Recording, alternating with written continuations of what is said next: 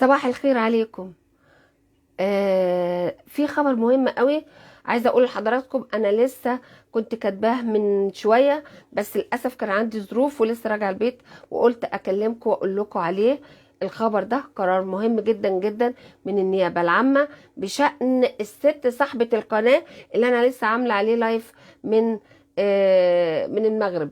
الست صاحبه القناه اللي هي ما بتمثلش المراه المصريه نهائي، ولا بتمثل الام المصريه. حتى لو كان ده صح وهي كانت محتاره انها تتصرف ازاي، ما كانش صح انها تطلع على السوشيال ميديا وتقول للناس وتفضح بناتها وتفضح ابنها، ودول ولاد هيبقوا اصحاب اسر. يا ترى هيودوا وشهم من الكلام اللي هي قالته فين؟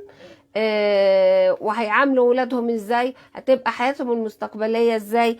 ايه اللي حصل؟ ايه اللي جرى؟ ايه اللي كان؟ هقول لحضراتكم دلوقتي واطمنكم ان كل واحد هيبقى ناضج في اهوائه، او انه بيتصرف كيفما يحلو له، بعيد عن المجتمع، بيغرد خارج السرب، بيفضح ولاده، بيفضح اي حد. النيابه العامه هتقعد له بالمرصاد زي دي. النيابه العامه امرت بضبط واحضار صاحبه القناه، بضبط واحضار صاحبه القناه. والبيان انا هقرا لحضراتكم اجزاء منه.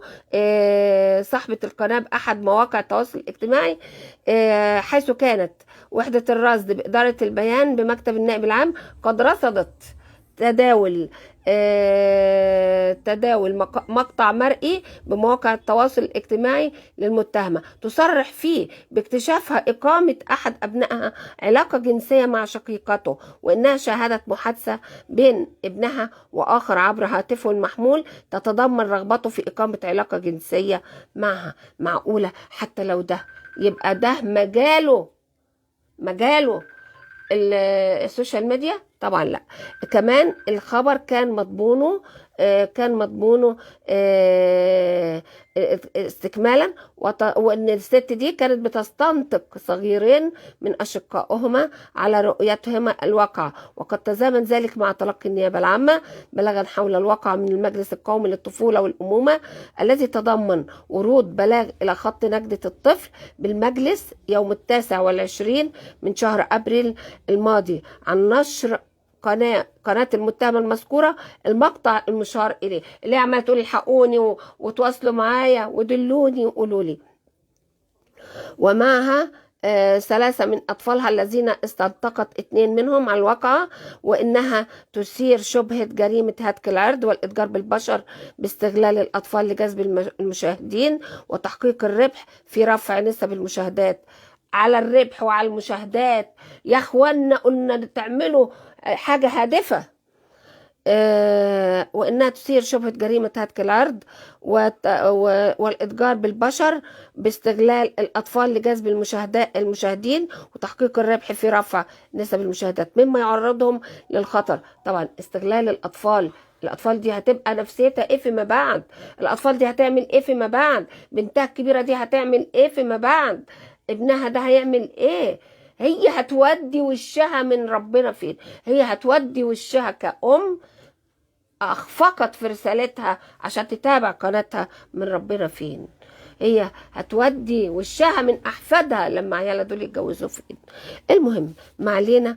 وإن طبعا وقد طالب المجلس في خطابه باتخاذ الإجراءات القانونية ضد المتهمة، وعليه بشرت النيابة المختصة التحقيقات حيث اطلعت على مقطع فيديو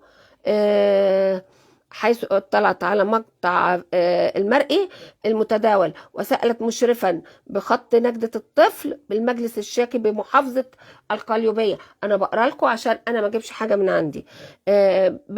بمحافظة القليوبية عن مضمون البلاغ وتفصيلاته. وقد طلبت النيابة العامة تحريات الشرطة حول الواقعة وتحديد هوية المتهمة في ضوء المعلومات التي تضمنها بلاغ المجلس القومي للأمومة والطفولة حول اسمها ورقم هاتفها ومحل إقامتها. وأمرت النيابة النيابة العامة بضبطها وإحضارها لاستجوابها وجاري استكمال التحقيقات. دي كانت متابعتنا النهاردة، ومعلش أنا اتأخرت عليكم شوية، لكن حبيت أقول لكم إن الحمد لله في يعني لا يصح إلا الصحيح، وإن بدأت الواقعة والقضية بدأت في إيد أمينة، وهي النيابة العامة محامي الشعب.